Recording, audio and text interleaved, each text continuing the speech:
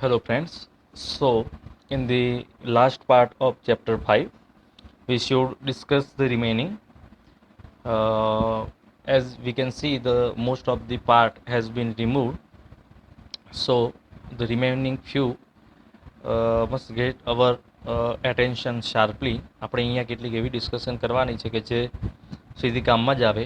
And one of these discussion includes this one, the units and the dimensional formulas.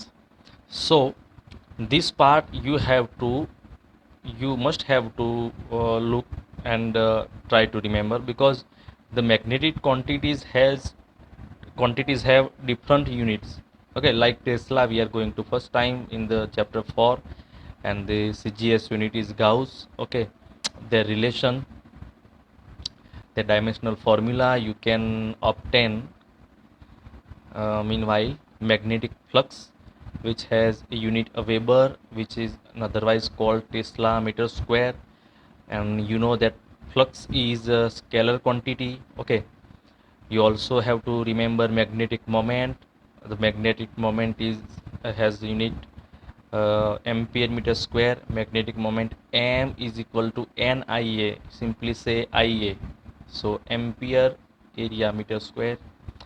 Magnetic field has unit Tesla. Okay, magnetization has same unit ampere per meter. Magnetic intensity, magnetic field strength, or say H, or simply I told you small if. Okay, એ જે બધા હતા એ બધા માટે ampere પર metre. Magnetization માટે પણ same ampere metre. They are vector quantities. Magnetic susceptibility એ જે છે એને કોઈ યુનિટ હોય નહીં. Relative magnetic permeability mu R એનો કોઈ ના હોય. મેગ્નેટિક પરમિએબિલિટી છે એનો તો આપણે ફોર્થ ચેપ્ટરમાં ડિસ્કશન કરી હતી. એટલે આ જે છે યુનિટ જરા એકવાર ખાસ જોવાના છે, બરાબર. આ યુનિટમાં તમારે એક આ ખાસ જોવાનું છે weber, the unit for magnetic flux. પહેલાંના તમે ડિરાઈવ કરી શકશો. ચલો, હવે એક્સરસાઇઝ જે હતી, એક્સરસાઇઝમાં બે પાર્ટ આપણે જોવાના હતા. એમાં આ જે સેકન્ડ પાર્ટ છે, ઓકે, એ ક્યાંય તમને પૂછાશે નહીં, એક્ઝામ માટે નથી. Note the exercise 5.2 is mean to mainly arouse your curiosity. It is simply to arouse your curiosity. Okay, અને એ જે છે એના માટે વધારે નોલેજ જોઈએ. આપણા બુકના બહારનો એ સબ્જેક્ટ છે, એટલે મોસ્ટલી આપણો જે 5.1 છે એને આપણે જોવાનું રહે. ઓકે, ચલો તો જરા જોઈએ આપણે. Exercise 5.1 answer the following question regarding Earth's magnetic field. Vector needs three quantities for specification. Vector છે ને એના માટે 3 ક્વોન્ટિટીઝ જોઈએ સ્પેસિફિકેશન માટે. કઈ ક્વોન્ટિટી તમને યાદ છે? તો વેક્ટર તમને આપેલો હોય તો એના માટે વેક્ટરમાં ધારો કે તમે એવું વેક્ટરની value A is equal two 10 units આ રીતે લો છો. ઓકે, તો પછી અહીંયા આગળ એનું એંગલ જોઈએ. જો એંગલ ના હોય તો આ બાજુનો એનો કમ્પોનન્ટ એ એક્સ જોઈએ. ઓકે, અથવા આ બાજુનો કમ્પોનન્ટ એ વાય જોઈએ. આ રીતે મિનિમમ તમારે 3 ક્વોન્ટિટીઝ જોઈએ. એ એક્સ, એ વાય, થીટા હોય તો ચાલે, અથવા એની વેલ્યુ હોય તો ચાલે. કોઈ પણ આ જે 4 છે એમાંથી કોઈ પણ 3 વેલ્યુ જોઈએ. એ રીતે name the 3 independent quantities conventionally use to specify earth's magnetic field. આ રીતે અર્થનું મેગ્નેટિક ફિલ્ડ તમારે સ્પેસિફાય કરવું હોય તો કઈ 3 ક્વોન્ટિટીઝ જોઈએ? તો અર્થનું જે આપણે અહીંયા અર્થ મેગ્નેટિક ફિલ્ડ જોયું ને એમાં 3 ક્વોન્ટિટીઝ છે એ લઈ લેવાની. એટલે કે એક તો magnetic declination D.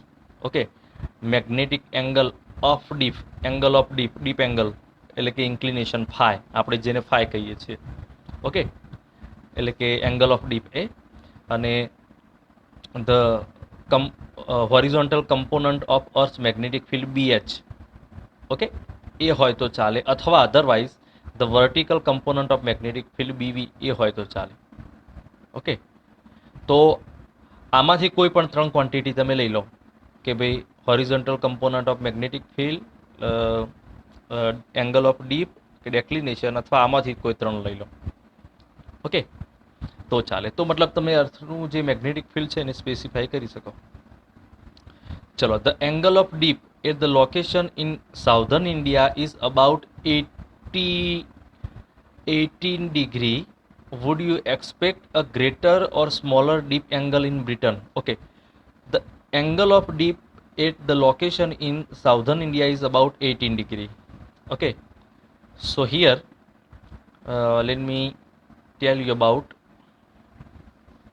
something, the latitudes. લેટિટ્યુડ્સની ડિસ્કશન આપણે કરેલી છે. આપણે એક ગ્લોબ છે ને એની વાત કરીએ. એક કામ કરો,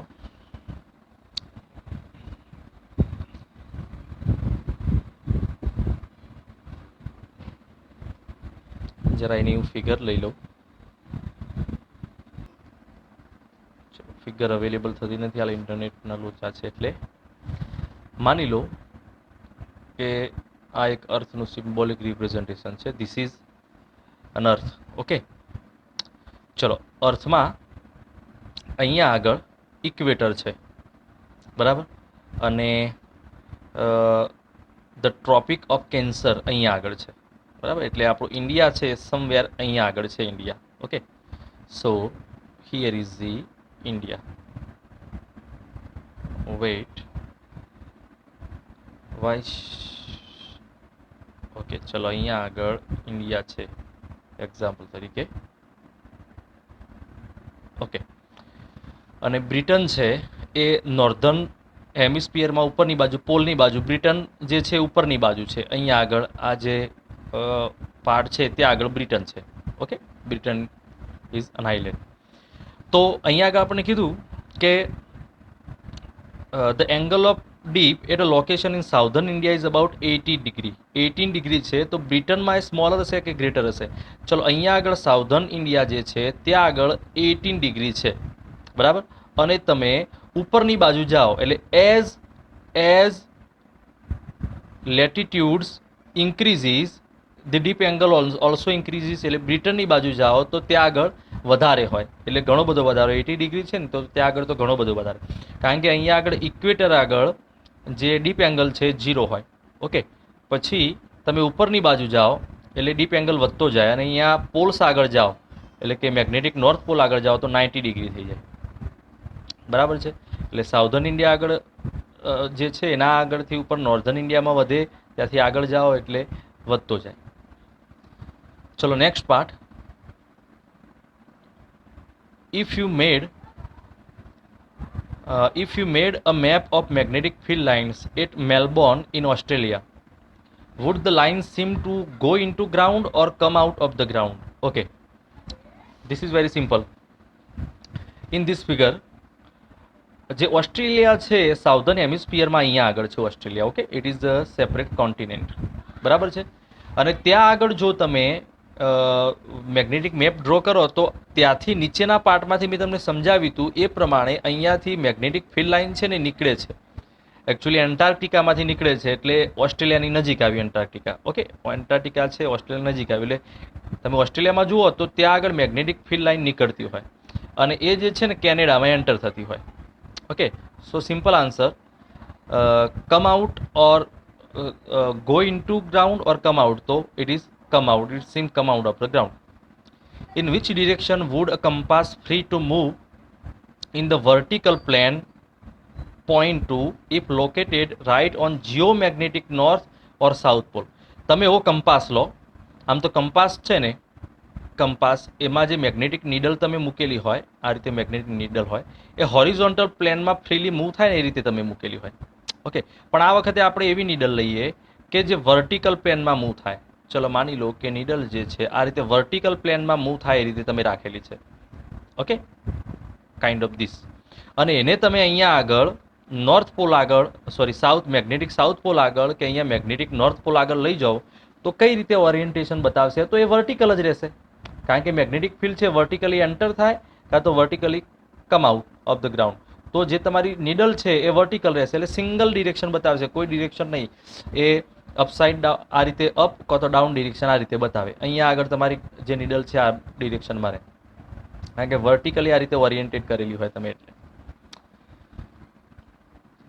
ચલો, અર્થ field is claimed roughly approximate the field due to a dipole of magnetic moment 8 × 10⁻22 joule પર ટેસ્લા. ઓકે, અહીંયા એક બીજી વસ્તુ તમને કહી દઉં. મેગ્નેટિક મોમેન્ટનો હમણાં હાલ તમને યુનિટ કીધું હતું ને, એમ્પિયર મીટર સ્ક્વેર. ઓકે, હમણાં હાલ આપણે ઉપરના ટેબલમાં જોયું મેગ્નેટિક મોમેન્ટ એમનો યુનિટ. એનો બીજો યુનિટ થાય જૂલ પર ટેસ્લા. ઓકે, ચલો તમે જરા ડિરાઈવ કરજો કઈ રીતે થાય. તો જૂલ પર tesla located its centre, check the order of magnitude of its number in some way. The earth's field it is claim. એટલે એવું કહે છે અહીંયા આગળ કે અર્થનું જે મેગ્નેટિક ફિલ્ડ છે એની અંદર એક જે મેગ્નેટિક મોમેન્ટ છે એને કારણે છે. અને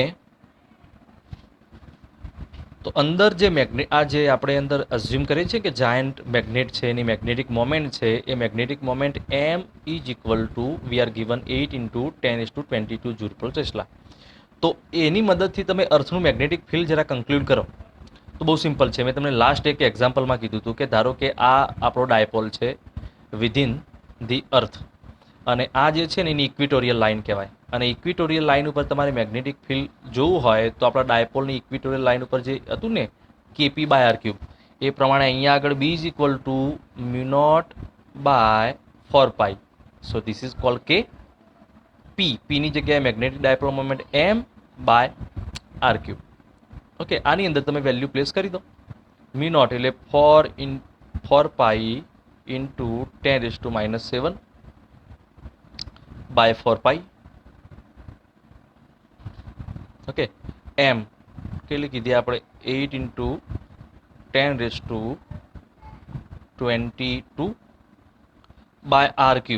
આર જે છે અર્થની રેડિયસ એ ઇઝીલી યાદ રાખવાનું 6400 કિલોમીટર છે, એટલે મીટરમાં ઇન્ટુ 10⁻3. ઓકે, 10⁻3 સો ક્યુબ. અને આનો જે આન્સર છે એ આ રીતે મળવો જોઈએ. જે અર્થનું મેગ્નેટિક ફિલ્ડ છે ને એ ગાઉસના ઓર્ડરનું છે, એટલે આનો આન્સર છે ને એ 0. સમથિંગ ગાઉસ એ રીતે મળવો જોઈએ. એટલે આનો આન્સર 0. સમથિંગ ઇન્ટુ 10⁻⁻4 ટેસ્લા આ રીતે મળવો જોઈએ. Are you getting my point? એટલે 0.3, 0.4, 0.5, 0.6 એ રીતે મળવું જોઈએ. તો એ અર્થનું મેગ્નેટિક ફિલ્ડ છે એ ગાઉસ, જે અર્થનું મેગ્નેટિક ફિલ્ડ છે 0.2 ગાઉસથી તમે ચાલુ કરો મેઝર કરવાનું, તો એ પ્રમાણે 0.6 ગાઉસ સુધી આવે છે. એવો આન્સર તમારો આવવો જોઈએ. દેન એનું એપ્રોક્સિમેશન તમને મળી જાય. ચેક ધ ઓર્ડર એટલે એ ગાઉસમાં 10⁻⁻4માં મળશે. એટલે એકચ્યુઅલી આનો આન્સર છે ને, આનો જે આન્સર છે તમને આ રીતે મળશે. ઓર્ડરમાં કીધું છે એટલે અહીંયા એક ફિગર મળશે ઇન્ટુ 10⁻⁻5 ટેસ્લા. આ રીતે આનો આન્સર મળવો જોઈએ. અહીંયા કોઈ એક ફિગર મળવી જોઈએ 1, 2, 3, 4, 5. તો અર્થનું મેગ્નેટિક ફિલ્ડ એક્ઝેક્ટલી આ વેલ્યુનું હોય. ચલો next. Geologists claim that beside the main magnetic north-south pole, there are several local poles on Earth's surface oriented in different direction. How such thing possible at all? તો several local poles, અર્થના surface ઉપર કેટલીક જગ્યાએ તમને અલગ અલગ minerals જે છે એ મળી રહે. મિનરલ્સ ધારો કે તમે માની લો સપોઝ અહીંયા આગળ જે આપણી જે હિલ્સ છે, ધારો કે ગુજરાતમાં તમે વાત કરો તો ગુજરાતમાં કોઈ હિલ્સ માની લો કે જેસોર હિલ્સ છે કે અરવલ્લી, સાતપુડા, આ બધી જે હિલ્સ છે, હિમાલયન જે હિલ્સ છે, ત્યાં આગળ જે મિનરલ્સનો બહુ મોટો ડિપોઝિટ હોય, એને કારણે એનું પોતાનું એક મેગ્નેટિક ફિલ્ડ હોય, એટલે ત્યાંના N અને S લોકલ પોલ હોય. તો મિનરલ્સ ત્યાં અવેલેબલ હોય એને કારણે પોસિબલ છે. How is this possible? Because of the deposit of minerals. Okay, so this is how you explain the first one of the exercise. Second છે ને હું સ્કીપ કરું છું કારણ કે ઇમ્પોર્ટન્ટ નથી. અહીં તમારી જો કે બુકમાં આન્સર આપેલા છે તમે જોઈ લેજો, અને એના માટે નોટ વર્ધી એક ગુડ ટેક્સ્ટ બુક જોઈએ તો જ સમજી શકાય. ચલો, તો અહીંયા આગળ જે છે આને હું સ્કીપ કરું છું. ઇન્ટરેસ્ટેડ પીપલ ટેલ મી, જો આના માટે મારે અલગથી એક્સપ્લેનેશન કરાવવાની જરૂર છે કે નહીં. અને બાકીનો જે પાર્ટ છે એ સ્કીપ કરેલો છે. તો જરા હું આ સેકન્ડ પાર્ટ સ્કીપ કરેલો છે, તમે એના આન્સર જોજો અને જે સ્ટુડન્ટને ખબર ના પડે એની જરા મને કહેજો. ઓકે, ચલો. તો અહીંયા આગળ આપણું જે ચેપ્ટર 5 છે પૂરું થાય. ચેપ્ટર 5માં કોઈ એક્સ્ટ્રા પ્રિપરેશન કરવાનું નથી, બરાબર, કારણ કે આના અંદર મોસ્ટ જે પાર્ટ છે રિમૂવ થયેલો છે. એટલે તમે બાકીના જે ચેપ્ટર છે એના ઉપર ફોકસ કરજો. ચેપ્ટર 5માં કોઈ એક્સ્ટ્રા પ્રિપરેશન કરવાની નથી. ઓકે, જે નોટવર્ધી પ્રિપરેશન છે મેં તમને પેલા યુનિટ્સની ને એ બધી કહેલી છે. સો આપણે નેક્સ્ટ હવે ચેપ્ટર જોઈશું નેક્સ્ટ વિડીયોમાં.